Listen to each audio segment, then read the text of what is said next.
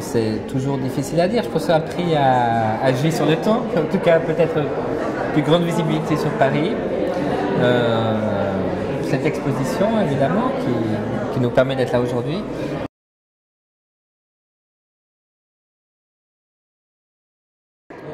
Alors, premièrement, il y a un contexte qui est celui de l'observatoire, qui est très vitré, qui est rond, et qui ne permet pas d'accrochage, disons, traditionnel. Et donc, déjà là, il faut penser à un système.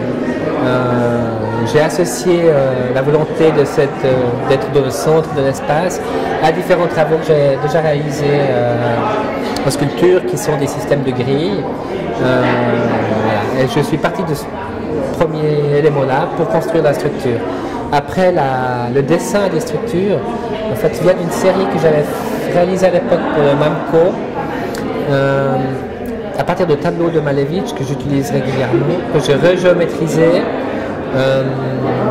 et retravaillé à manière à devenir quelque chose de jouable pour un accrochage. Et évidemment, après, le choix des dessins a encore modifié sa structure, donc Malevich n'est plus du tout visible, mais c'est comme avoir un point de départ qui nous permet de rentrer dans un dessin.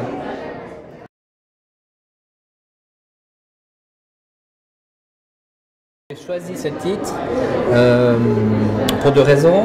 La première, le lieu, qui porte le nom de l'observatoire, je ne sais pas historiquement, mais qui le porte. Et, donc c'est une manière de regarder par les fenêtres et à l'extérieur, donc le ciel. Et la deuxième chose, c'est pour lui donner une dimension surréaliste, c'est une dimension de l'absurde, qui laisse à partir de là une liberté totale sur une association d'images.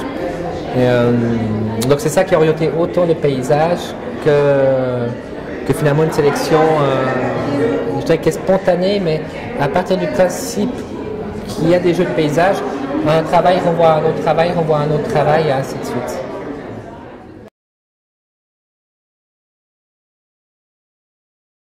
Dans ce cas-là, il y a un mélange de techniques. Alors, ce que je montre très peu, c'est les dessins originaux qui sont en crayon gris, qui font partie de la série Libre de droit, qui était justement exposée au MAMCO. Et donc, ce sont les plus petits de l'espace. Il y en a, je crois, une vingtaine ici qui sont présents, qui sont pensés comme des matrices. Et à partir de là, où je vais jouer sur différents modes de production. Donc, que ça soit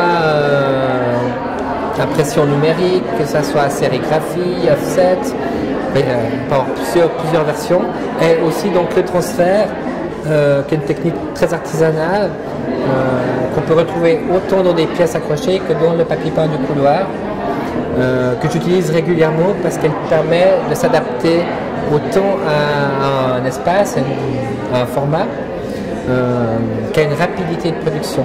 Et donc ça, c'est un agrandissement d'un dessin, et une impression laser, et après transférée par procédé chimique, qui permet en fait de faire une impression manuelle et artisanale.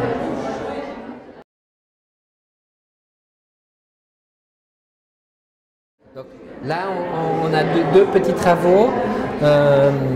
Sur cette série-là, l'idée était de rejouer par une notion de la photographie. Donc j'ai réalisé les dessins, toujours sur le même procédé, sur calque, crayon gris, au format A4. Mais j'ai dessiné de manière négative, comme si c'était un négatif traditionnel de photo. Donc l'impression est une impression positive, donc l'inverse, comme un tirage, mais de manière numérique, puisque c'est vraiment l'outil que nous utilisons aujourd'hui pour traiter cette question.